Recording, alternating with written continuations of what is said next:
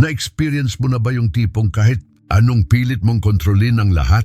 Sa buhay mo, trabaho, relasyon, resulta. Parang lalong lumalabo ang lahat. Minsan, sa dinami-rami ng plano at estratehiya na iniisip mo, tila ba ang mga bagay na pinagpaplanuhan mo ay lalong napapalayo sa kung ano ang talagang gusto mo. Parang hawak mo ang buhangin sa palad at habang hinihigpitan mo ang kapit, mas mabilis itong dumudulas sa iyong mga daliri. Hindi mo maiwasang magtanong, bakit ba hindi ko makuha ang bisa ng aking mga pagsisikap? Ganyan mismo ang insight ng mga Stoic, isang sinaunang pilosopiya na tahimik ngunit makapangyarihan. Ang kanilang mga turo ay nagsasabi na may mga bagay sa buhay na hindi natin kayang kontrolin at ito ang dapat nating yakapin. Pero paano nga ba bumitiw, mag-relax at hayaan ang buhay na dumaloy ng hindi nawawala sa landas? Paano natin matutunan ang tamang balanse sa pagitan ng pagsusumikap at pagtanggap? Dito nagsisimula ang kwento. Sa likod ng mga pagnanasa at pag-aalala, nandyan ang mga prinsipyo ng Stoicism na nag-aalok sa atin ng gabay. Ang mga Stoic tulad ni na Epictetus at Seneca ay nagbigay diin sa kahalagahan ng katatagan ng loob at pagtanggap sa mga hamon ng buhay. Dito matututunan natin na may mga bagay tayong kayang kontrolin ang ating reaksyon, pananaw at mga desisyon at may mga bagay namang hindi. Sa paglalakbay na ito, matututo tayong magpahinga at muling pag-isipan ang ating mga prioridad at sa huli, matutuklasan natin ang mas malalim na kapayapaan sa kabila ng mga hindi. Tiyak na pagkakataon sa ating buhay. Sa bawat hakbang ng ating quest, isasalaysay natin ang mga aral at karanasan na makatutulong sa iyo upang mas maging handa sa mga pagsubok at hamon. Tayo ay sama-samang matututo kung paano maging mas maligaya at higit na kontento sa kabila ng alon ng buhay na kadalasang tila humahampas sa atin ng di inaasahan. Story of the Sand Metaphor. Isang maliwanag na gabi sa baybayin ng Zambales. Sa ilalim ng mga bituin na kumikislap sa madilim na langit, nagretiro ako sa ingay ng aking isip at naglalakad sa kahabaan ng buhangin. Habang ako'y nag-iisip, natuklasan ko ang isang batang lalaking masaya at naglalaro sa dulong bahagi ng dalampasigan. Ang kanyang mga mata ay kumikislap sa saya, punong-puno ng buhay at kagalakan habang siya ay nagbuhos ng buhangin mula sa isang dakot sa kanyang maliit na kamay. Nakatayo ako sa likuran niya, pinagmamasdan ang kanyang mukha. Puno ng ngiti habang ang buhangin ay hinahampas ng hangin at bumabagsak sa lupa. Sa kanyang mga kamay, tila may dalang munting kayamanan ng buhangin at sa bawat pagpisil niya, siya ay tila nakakakita ng isang mundo ng posibilidad. Pero sa sandaling subukan niyang hawakan ito ng mas mahigpit, natakot ako habang ang buhangin ay halos lahat nahulog. Unti-unting bumagsak sa lupa sa kanyang mga paa. Ang kaniyang mga mata na dati puno ng tuwa ay nagbago sa pagkabigo. Napansin ito ng kanyang lola na malapit lang na nakamasid. Lumapit siya sa bata. Ang mga hakbang niya ay puno ng pag-unawa at pagmamahal. Sa kanyang mabagal na boses, marahang sinabi, "Anak, hindi lahat ng bagay hawak natin. Minsan, mas mabuti pang hayaang dumaloy kaysa pilit na kontrolin." Sa mga salitang ito, tila bumagsak ang isang mabigat na hadlang sa aking isipan. Para akong binatukan ng katotohanan na may dalang liwanag. Ang simpleng dialogo na iyon ay tila nagbukas ng isang napakalalim na aral na matagal nang nakatago sa aking puso. Ang batang iyon, na puno ng masigasig na pagnanasa at pag-ibig sa simpleng bagay na buhangin, ay nagbigay daan sa akin upang mapagtanto ang isang mahigpit na katotohanan. May mga pagkakataon na kahit gaano pa man natin paghikbiin at pilitin ang mga bagay, may mga bagay pa ring lampas sa ating kontrol. Hindi natin kayang hawakan ang lahat, katulad ng buhangin na palaging bumabagsak mula sa ating mga kamay kapag sinubukan natin itong pisilin ng sobrang higpit. Ang mga salita ng kanyang lola ay umukit sa aking kaisipan. Let go of what you can't control. Master your response instead. Mula sa karanasang ito sa beach ng Zambales, natutunan ko ang halaga ng pagyakap sa tamang pananaw. Sa halip na maghanap ng paraan upang kontrolin ang bawat aspeto ng aking buhay, marahil ay mas mainam na hayaan ang mga bagay na dumaloy sa kanilang likas na daloy. Sa mga pagkakataong hindi ko ito magagawa, ang pinakamahalaga ay ang paraan ng aking pagsagot at pagtugon sa mga hamon. Sa pag-uwi ko mula sa baybayin, dala ko ang makapangyarihang mensahe ng buhay na ito, isang aral mula sa isang munting bata na naglalaro ng buhangin at sa kanyang mapagmalasakit na lola. Sa buhay may mga sandaling kailangang basta't hayaang umagos ang mga bagay, habang ang tunay na lakas ay nagmumula sa ating kakayahang umangkop at tumugon. 3 paraan para matutong bumitaw. Write and release. Kapag may mga alalahanin na bumabalot sa iyong isipan, maring ito ay tungkol sa iyong trabaho, mga suliranin sa pamilya o kahit mga pampersonal na issue, subukan mong isulat ito. Walang kinakailangang tiyak na format, ang mahalaga ay mailabas mo ang iyong saloobin sa pamamagitan ng pagsusulat. Ilahad mo ang iyong mga nadarama kahit ano pa man iyon. Matapos ang pagsusulat, maaari mong lukutin ang papel at sunugin ito, siguraduhin ito ay ligtas na gawin, o kaya naman ay itapon na lamang. Ang simpleng kilos na ito ay nagsisilbing simbolo ng iyong pagpapalaya mula sa mga nakabibigat na kaisipan at emosyon at nagbibigay daan sa iyo upang huminga ng mas maluwag. The red light pause. Kapag may mga sitwasyon na hindi mo gusto o kung saan nahihirapan kang magdesisyon bago ka magbigay ng reaksyon o sagot, itigil mo ang lahat sandali. Gawin mo ang tamang paraan ng paghinga. Huminga ng malalim sa loob ng 4 na segundo, itigil ang paghinga sa loob ng 2 segundo at saka unti-unting ilabas ang hangin sa loob ng 6 na segundo. Isipin mo na parang isang traffic light, magsimula sa pula bago pumunta sa berde. Huwag magmadali, bigyan mo ng ilang sandali ang iyong sarili upang kalmahin ang isip at damdamin. Sa ganitong paraan, mas magiging maayos ang iyong desisyon at mas kontrolado ang iyong mga reaksyon. Create empty spaces. Maglaan ka ng hindi bababa sa 15 minutong tahimik na oras araw-araw. Sa oras na ito, iwasan ang paggamit ng cellphone o panunood ng television. Pwede kang maupo sa ilalim ng isang puno o kaya naman ay umupo lamang sa isang tahimik na sulok ng inyong barangay. Sa mga oras ng kawalang ingay at pagninilay-nilay, dumadating ang linaw ng kaisipan at damdamin. Ang tahimik na oras ay nagiging isang pagkakataon upang makilala mo ang iyong sarili ng mas mabuti at mag-reflect sa mga bagay na mahalaga sa iyong buhay. Sa pamamagitan ng paglikha ng mga empty spaces, naiiwasan ng labis na stress at nagiging mas klaro ang mga ideya at solusyon sa mga problemang dinaranas mo. Number 2, simulan ang araw ng tama. Naalala ko ang isang araw na talagang naging pinakamalala para sa akin sa aspeto ng mental na kalagayan. Tila ba ang mundo ay nagduda sa aking kakayahan at ang mga bagay na dapat sana'y madali ay nagiging labis na mahirap.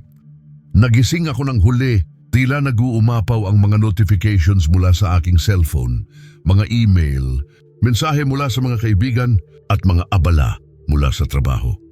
Sa mga sandaling iyon, ang aking isipan ay tila naguguluhan at nag-aalala. Nagmamadali ako upang makapasok sa opisina, ngunit sa aking pagpapagal, lalo lang akong nagkaroon ng stress. Hinahanap ko ang paraan upang maabot ang aking mga target, ngunit sa aking pagmamadali, tila ako ay walang direksyon. Ang araw na iyon ay puno ng tensyon at abala, at ang bawat minuto ay isang labanan. Ngunit meron ding isa akong naranasan na araw na hindi ka panipaniwala sa kabaligtaran. Ito ay isang simpleng umaga, ngunit puno ng positibong enerhiya. Gumising ako ng maaga, naglaan ng sandali upang huminga ng malalim ng 3 beses. Sa bawat paghinga, nilay-nilay ko ang mga pagkakataon sa aking paligid at parang ang bawat hininga ay nagbibigay sa akin ng bagong buhay. Pagkatapos, nagpatugtog ako ng instrumental na musika. Ang mga nota at ritmo ay nagbigay sa akin ng kapayapaan at inspirasyon. Ang tunog ng mga instrumento ay naghatid sa akin ng katahimikan na tila ba ang buong mundo ay huminto habang ako ay nag-iisip. Kagaya ng ginawa ko, nagsulat ako ng isang simpleng layunin para sa araw na iyon.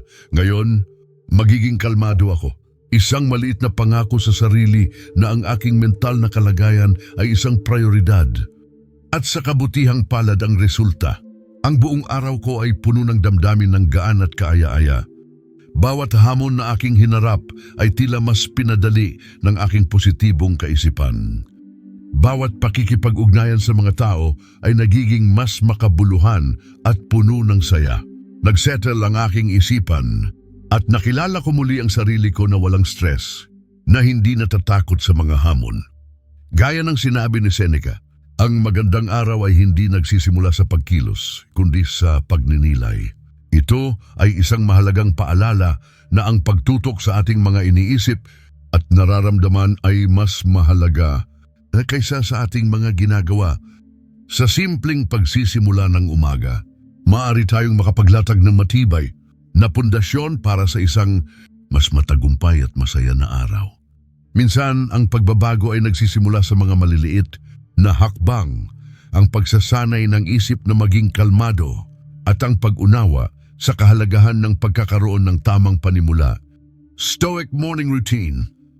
3 deep breaths upon waking. Bago ka bumangon mula sa iyong kama, maglaan ng ilang sandali para sa malalim na paghinga.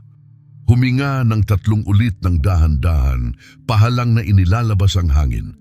Ang prosesong ito ay hindi lamang nakatutulong upang i-reset ang iyong sistema, kundi nagbibigay din sa iyo ng isang pagkakataon upang maipon ang iyong mga salubin at damdamin. Sa pamamagitan ng simpleng aktibidad na ito, nagiging mas handa ka sa hamon ng araw na darating. Uplifting music over chaos. Sa umaga, subukan mong umiwas sa mga balita at social media na karaniwang nagdadala ng gulo at negatibong enerhiya. Sa halip, maghanap ng musika na nagdudulot sa iyo ng saya at magandang pakiramdam. Ang pagtangkilik sa mga uplifting na himig ay nakatutulong hindi lamang sa iyong mood, kundi pati na rin sa iyong pag-iisip. Ang tamang musika ay maaaring maging isang inspirasyon at magbigay liwanag sa iyong araw, kaya't piliin ang tamang tugtugin na totoong bumabalot sa puso at isip mo. Set an intention. Bago lumabas ng iyong silid o makihalubilo sa iba, itakda ang isang malinaw at simpleng layunin para sa araw. Huwag gawing masalimuot ang iyong layunin. Ito dapat ay madaling maisagawa at maiintindihan. Halimbawa, maaari mong sabihin sa iyong sarili, tatapusin ko ang isang bagay ng buo na nagmumungkahi ng focus at determinasyon. O kaya na may pipiliin kong maging pasensyoso na nagpapahayag ng pagnanais mong maging mas mapagpasensya sa pagharap sa mga hamon. Ang pagkakaroon ng layunin sa iyong isip ay nagbibigay ng direksyon sa iyong mga aksyon at nagiging gabay sa mga desisyon na iyong gagawin sa buong araw. Number 3, Miracle on the Hudson. Kung kilala mo si Captain Chesley Sully Sullenberger, alam mong siya ay isa sa pinakakalmadong tao sa oras ng krisis.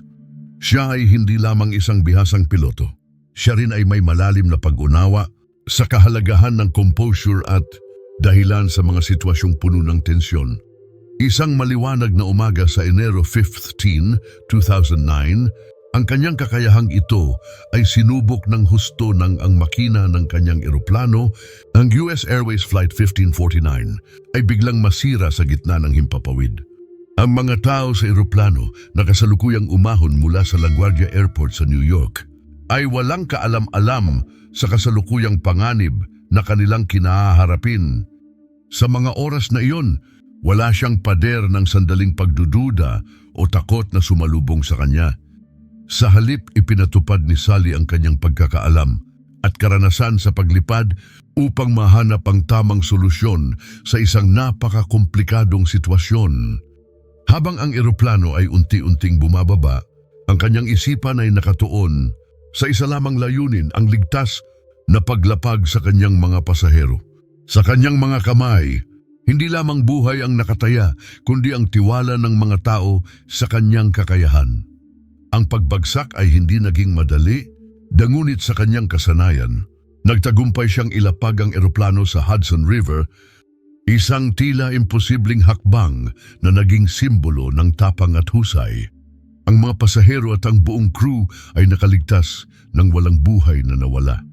Ang paglapag sa tubig ay naging isang mahusay na halimbawa kung paano ang tinatawag na crash landing ay maaring maging isang miracle landing sa ilalim ng tamang pamumuno at pag-iisip.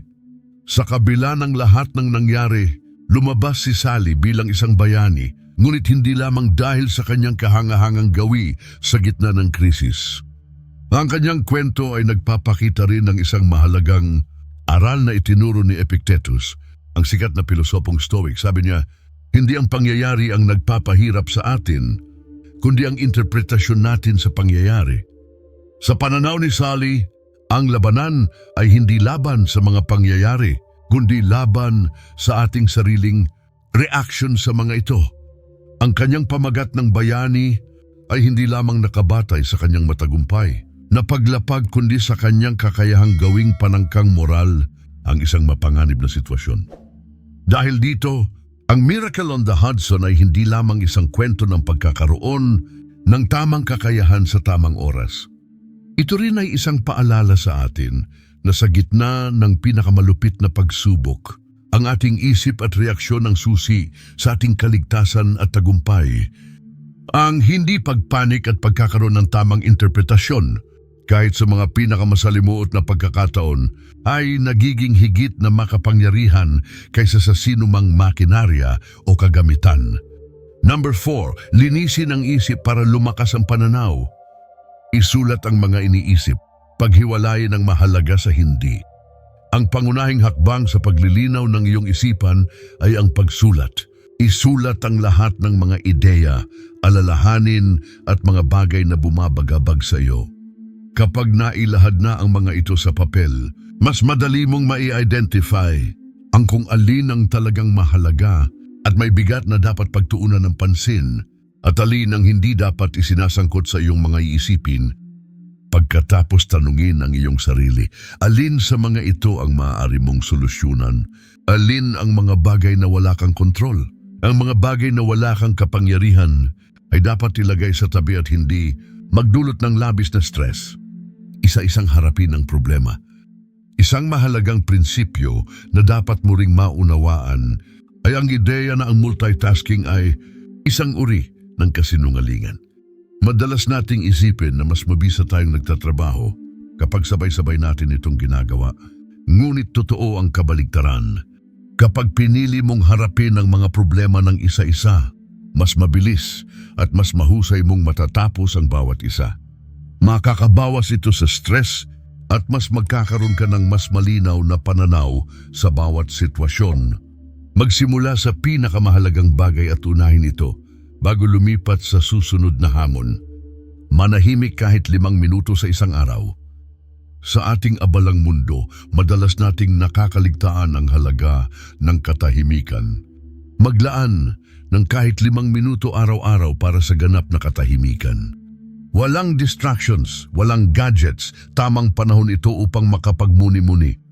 Sa mga sandaling ito ng pagpapaubaya sa katahimikan, maaaring dumating ang mga sagot sa mga katanungan at sa problema na nagiging sanhi ng iyong pag-aalala. Minsan, ang solusyon sa iyong problema ay nariyan lamang, tahimik na naghihintay, na makuha mo ito sa pamamagitan ng pagmumuni-muni at pagbabawas ng ingay sa paligid. Sa pagsunod sa mga hakbang na ito, makakatulong ka sa paglilinis ng iyong isipan na siyang unang hakbang upang mapabuti ang iyong pananaw at makamit ang higit pang kaalaman at kalinawan sa iyong mga desisyon. Number 5, embrace calm action. Nagtatrabaho ka ba ng laging nagmamadali? Na kahit anong bilis ng iyong paggawa, parang may kulang pa rin at hindi mo maabot ang inaasahan mo? Sa mundo ng mabilisang buhay, madalas ay nakakalimutan natin ang kahalagahan ng pagiging kalmado at tama, ang takbo ng ating isipan. Sabi ni Marcus Aurelius, ang isip ay parang tubig. Kapag tahimik, malinaw. Kapag magulo, wala kang makikitang direksyon. Ang pahayag na ito ay nagtuturo sa atin na ang isang payapang isip ay susi sa tamang pagdedesisyon at mas maayos na pagkilos. Kailangan nating yakapin ang ideya ng calm action o tahimik na pagkilos upang maabot natin ang ating mga layunin nang hindi nagiging taliwas sa atin.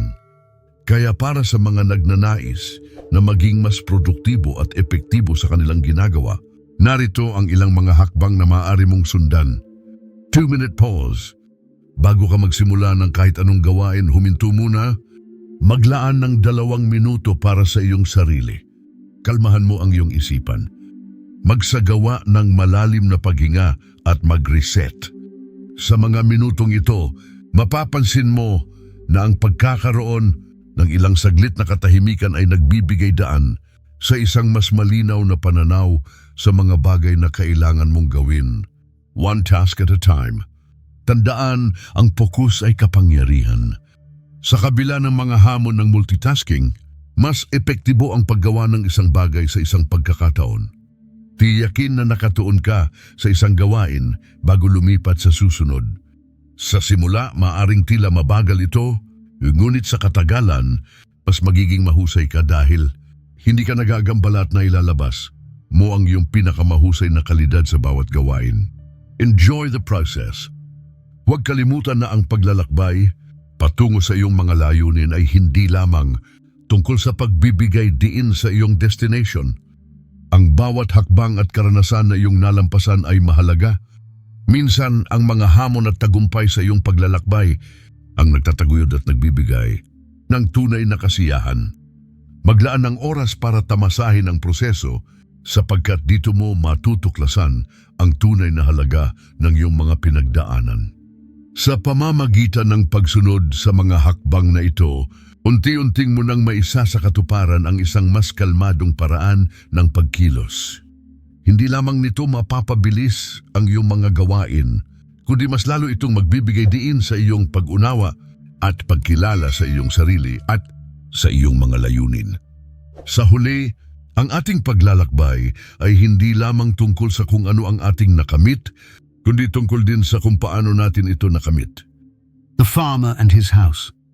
Isang maliit na bayan ng tahimik na dinadayo ng mga tao mula sa malalayong lugar. Dito nakatira ang isang masipag na magsasaka. Sa kabila ng kaniyang pagbubuhos ng pagsisikap sa pagtatanim at pag-aalaga sa kaniyang mga hayop, hindi siya kontento sa kaniyang simpleng tahanan. Ang kaniyang bahay ay gawa sa kahoy, may munting bubong at puno ng mga simpleng kasangkapan. Minsan, naiisip niya na ang buhay ay mas madali kung siya ay may mas malaking bahay, isang bagay na mas komportable at mas kaakit-akit. Dahil sa kanyang hindi kasiyahan, nagpasya siyang lumapit sa isang matandang pantas sa kanilang bayan. Ang matandang pantas ay kilala bilang taong may malalim na karunungan at nakapagbigay ng magandang payo sa maraming tao. Nang narating ng magsasaka ang tahanan ng matanda, siya ay nagkuwento ng kanyang pinagdaraanan. Mahal ko ang aking trabaho sa sakahan. Ngunit ang aking bahay napakaliit at hindi ito komportable. Sa tingin ko, hindi ako magiging masaya o matagumpay hanggat hindi ako nagkaroon ng mas magandang tahanan. Ang sabi niya, sa kanyang pagdinig sa problema ng magsasaka, inutusan ng matandang pantas na ipasok ang lahat ng kanyang mga hayop sa loob ng kanyang maliit na bahay, ang mga manok, kambing, baka at iba pang alaga. Mukhang nagulat at nahirapan ang magsasaka sa pag-iisip na ang kanyang bahay ay magiging mas masikip sa pagdadala ng mga hayop na iyon. Ngunit sumunod siya sa utos ng matanda. Habang araw-araw ay mas pinagsisiksikan ang kanyang bahay ng mga hayop, unti-unti niyang naramdaman ang kanyang pagkapagod at kawalang kasiyahan. Puno ng ingay at alikabok ang paligid at parang walang katahimikan sa kanyang tahanan. Ngunit sa hindi inaasahang pagkakataon, nang dumating ang araw na inutusan siya ng matanda na ilabas muli ang mga hayop, nagbago ang lahat. Habang siya ay naglalabas ng kanyang mga alaga, bigla niyang napansin ang kanyang bahay. Bagamat ito ay maliit, ito ay puno ng mga alaala. Nakita niya ang mga detalye kung paano ito itinayo ng kanyang mga magulang at kung gaano siya kasaya sa mga simpleng bagay na mayroon siya. Mula sa lilim ng kanyang bubong hanggang sa mga muebles na masipag niyang itinaguyod, Ang lahat ng ito ay mula sa kanyang pagsusumikap at pagmamahal sa kanyang pamilya. Ang dating kawalang kasiyahan ay napalitan ng pasasalamat. Sa huli, hindi nagbago ang kanyang bahay, nagbago ang pananaw niya. Napagtanto niya na ang mga bagay na dapat talagang pahalagahan ay hindi ang laki o ganda ng tahanan, kundi ang mga alaala at pagmamahal na isinama nito. Sabi nga ni Seneca, ang pusong marunong magpasalamat ay may kakayahang yakapin ang kasalukuyan. Matapos ang karanasang ito, si Mang Magsasaka ay natutong pahalagahan ang kanyang buhay at mga bagay na mayroon siya. Dahil dito, siya ay namuhay ng mas masaya at may pagtanggap sa kanyang kapalaran. Ang maliit na bahay na maging simbolo ng kanyang pag-unlad at kasiyahan at ang mga alaga na kanyang inaalagaan ay naging simbolo ng kanyang pagsusumikap at pagmamahal sa buhay. Kaya ano ang tunay na natutunan natin mula sa lahat ng ito? Sa napakaraming pagkakataon sa buhay, maaaring nasa isip natin na para maging maayos ang ating mga sitwasyon, kailangan nating kontrolin ang bawat aspeto ng ating buhay. Ngunit sa totoo lang, hindi ito palaging ang solusyon. May mga pagkakataon na mas mabuti ang hindi pagkontrol sa lahat. Sa halip, maaaring ang kailangan natin ay ang simpleng paghinga ng malalim, pagbitaw sa ating mga alalahanin at pagtanggap na minsan, kailangan nating hayaang dumaloy ang mga bagay sa kanilang natural na takbo. Ang prosesong ito ng pagpayag at pagtitiwala sa daloy ng buhay ay hindi laging madali. Minsan, kinakaharap natin ang mga takot at pangamba tungkol sa hinaharap na nagiging sanhi ng pagkabahala at pagkatigatig. Pero isiping mabuti, sa bawat pagkakataon na pinili mong bitawan, ang iyong pagkontrol at magtiwala sa proseso, nagbubukas ka ng pinto sa mga bagong posibilidad at karanasan na hindi mo sana natagpuan. Kaya't sa mga sandaling iyon, kung saan pakiramdam mo ay nasa bingit ng kalituhan o pagkapagod, tandaan mo ang mensaheng ito, let go, mag-relax, at higit sa lahat, magtiwala sa daloy ng buhay. Ang mga bagay ay may paraan ng pag-aayos sa kanilang sarili kung bibigyan mo sila ng puwang na umunlad. Sa huli, ang pagkakaroon ng pananampalataya sa proseso ay maaaring maging susi sa iyong kapayapaan at kasiyahan sa buhay.